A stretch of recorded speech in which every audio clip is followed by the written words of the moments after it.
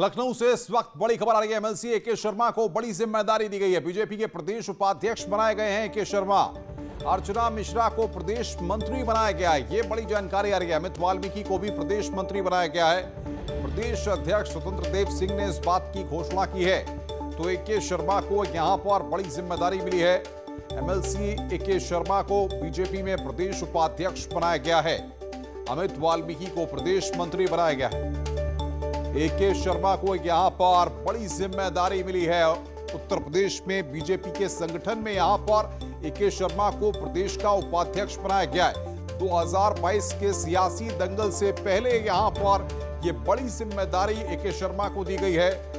सबसे महत्वपूर्ण बात यह कि लगातार उत्तर प्रदेश में जो राजनीतिक हलकों में चर्चाएं थी उसमें यह था कि ए.के. शर्मा को एडजस्ट किस तरीके से किया जाएगा, कहां क्या जिम्मेदारी उनको दी जाएगी। फिलहाल की सबसे अहम और बड़ी खबर यहां पर यह है कि ए.के. शर्मा को बड़ी जिम्मेदारी दी गई है। भारतीय जनता पार्टी में प्रदेश उपाध्यक्ष उनको बनाया गया है। यानी कि जो संगठन की पूरी प्लानिंग होती है उसमें अध्यक्ष, उपाध्यक्ष और तमाम जो लोग होते हैं उसका हिस्सा अब ए.के. शर्मा को बनाया गया है। यानी कि संगठन किस तरीके से 2022 को मिशन को फतेह करने के लिए काम करेगा, इसमें ए.के. शर्मा का बड़ा महत्वपूर्ण योगदान रहने वाला है। और शायद इसीलिए 2022 के दंगल से पहले एमएलसी ए.के. शर्मा को यहां पर प्रदेश उपाध्यक्ष की जिम्मेदारी सौंपी गई है, क्योंकि जो तमाम समीकरणों को साध करके 2022 के मिशन को बीजेपी फतेह करना चाहती है। एक बार फिर जिस तरीके से 2017 में मेजर विक्ट्री बीजेपी ने हासिल की, वही 2022 में बीजेपी हासिल करना चाहती है।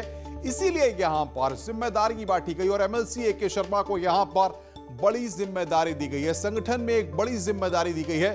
प्रदेश उपाध्यक्ष उनको बनाया गया है। और बातचीत करने के लिए लखनऊ से हमारी संवाददाता अनामिका सिंह हमारे साथ जुड़ रही हैं। अनामिका, आज की सबसे अहम और बड़ी खबर है कि एमएलसी ए.के. शर्मा को संगठन में प्रदेश उपाध्यक्ष की जिम्मेदारी मिल गई है। देखिए, बहुत बड़ी खबर है आज के लिहाज से, क्योंकि जिस तरीके से ए.के. शर्मा की भूमिकाओं को लेके या उनके पद को लेके या भविष्य में उनकी स्थिति को लेकर के जो चर्चाएं चल रही थी, इस बीच संगठन में उनको बड़ी जिम्मेदारी दी गई है। क्योंकि जब से ए.के. शर्मा लखनऊ आए उसके बाद उन्हें एमएलसी तो बनाया गया, क्षेत्र में कामकाज भी कर रहे हैं वो, लेकिन संगठन में उन्हें प्रमुख स्थान दिया गया है।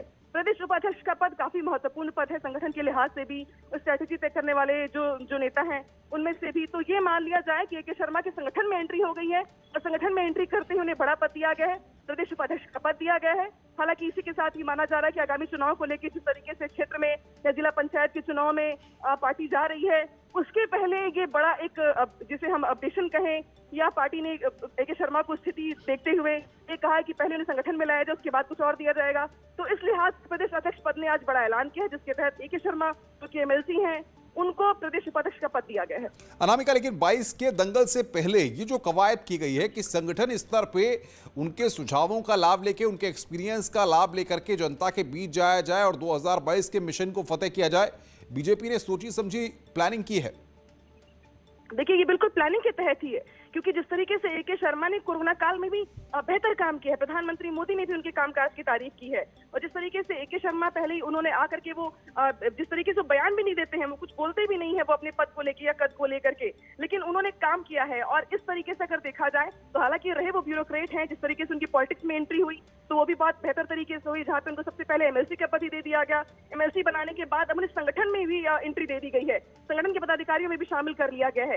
यानी कि जिस तरीके से ये माना जा रहा था कि वो सिर्फ एमएलसी बनने नहीं आए हैं या फिर जिस तरीके से वो कामकाज कर रहे हैं सिर्फ इतना ही नहीं होगा, तो आज उसमें एक नई चीज एड ऑन हुई है। उस एड ऑन होने में ये माना जा रहा है कि उनको संगठन में भी महत्वपूर्ण स्थान दिया गया है। कम से कम क्या ये माना जाए, जिस तरीके से हम देखते हैं कि बीजेपी में जो सांगठनिक पद होते हैं, जो ढांचा होता है, उसमें महत्वपूर्ण जिम्मेदारियां पद के बाद दी जाती हैं, तो अब कहीं ना कहीं उनको किसी न किसी क्षेत्र की कमान सौंपी जा सकती है बीजेपी के अंदर, या पूर्वांचल की बात करें या पश्चिमी उत्तर प्रदेश की बात करें, वहां पर बीजेपी को मजबूत करने की जिम्मेदारी भी सौंपी जा सकती है।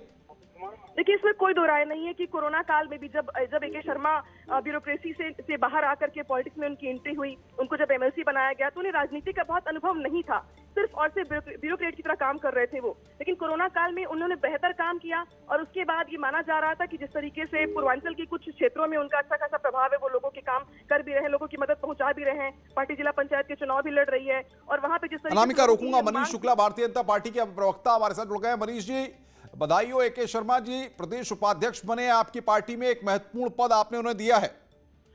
जी देखिए, निश्चित रूप से विधान परिषद के सदस्य हैं और पार्टी ने उनको प्रदेश उपाध्यक्ष बनाया। इसके अतिरिक्त 2 और प्रदेश मंत्रियों की नियुक्ति पार्टी ने किया है और इन लोगों की नियुक्ति से पार्टी को और संगठन को मजबूती मिलेगी। और पूर्वांचल से आते हैं शर्मा जी मऊ के, और उधर उनका निश्चित रूप से उनका जो प्रभाव क्षेत्र है उसके नाते से पार्टी संगठन को लाभ मिलेगा। तो क्या ये माना जाए कि जिस तरीके से लगातार चर्चाएं चल रही थी तमाम तरह से कि AK शर्मा जी को कहां पर एडजस्ट किया जाएगा, कहां की जिम्मेदारी दी जाएगी, अब प्रदेश उपाध्यक्ष बन गए तो संगठन को मजबूत करने के बाद क्या कुछ और भी जिम्मेदारियां उनको दी जा सकती हैं? ये अधिकार क्षेत्र जिनका है, इस बात का जवाब वो दे सकते हैं। प्रवक्ता होने के नाते मैं जरूर कहूंगा कि एक महत्वपूर्ण जिम्मेदारी है प्रदेश उपाध्यक्ष की, और पार्टी ने उनको वहां रखा है। और निश्चित रूप से पार्टी कामों को देखते हुए तय करती है किसको कब कहां कितना काम लेना है, और पार्टी तय करेगी। तो क्या माना जाए, पूर्वांचल में जिस तरीके से बीजेपी अपनी पकड़ को और मजबूत बनाना चाहती है, उसमें AK शर्मा का प्रदेश उपाध्यक्ष के तौर पे एक महत्वपूर्ण योगदान हो सकता है, इसीलिए उसका लाभ पार्टी लेना चाहती है? भाई निश्चित रूप से भारत सरकार से वापस आए थे और यहाँ पार्टी ने विधान परिषद के सदस्य के रूप में उनको आगे बढ़ाया, और आगे अब प्रदेश उपाध्यक्ष की महत्वपूर्ण जिम्मेदारी उनको मिली है और उनके अनुभवों का लाभ पार्टी को मिलेगा। मनीष जी, हमने देखा कि AK शर्मा जी ने कोरोना काल में लोगों की बहुत मदद की, ऑक्सीजन कंसंट्रेटर से लेकर के तमाम लोगों तक, घर घर गांव-गांव लोगों की बहुत मदद की। क्या पार्टी ने इन सब चीजों को ध्यान में रख के ये जिम्मेदारी सौंपी है? बिल्कुल, कार्यकर्ता की कार्यक्षमता, उसकी निष्ठा और आगे पार्टी के लिए क्या उपयोग हो सकता है, ये सब दृष्टिगत रखते हुए पार्टी निर्णय लेती है। और प्रदेश अध्यक्ष जी ने अपना विचार विमर्श के पश्चात निर्णय लिया है और उनको ये जिम्मेदारी सौंपी है। अक्सर हम देखते हैं मनीष जी, क्योंकि आप तो प्रवक्ता है, भारतीय जनता पार्टी में अलग अलग क्षेत्र की भी कमान सौंपी जाती है।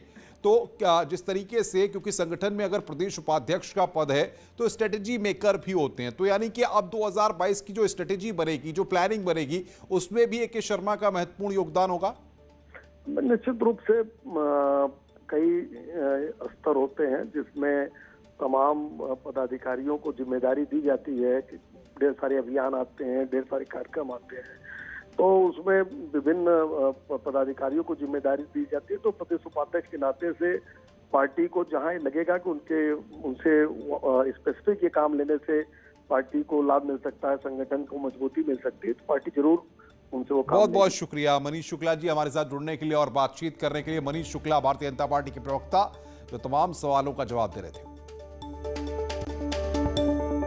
रुक रहे हैं यहां पर एक ब्रेक के लिए, ब्रेक के बाद जल्द हाजिर होते हैं।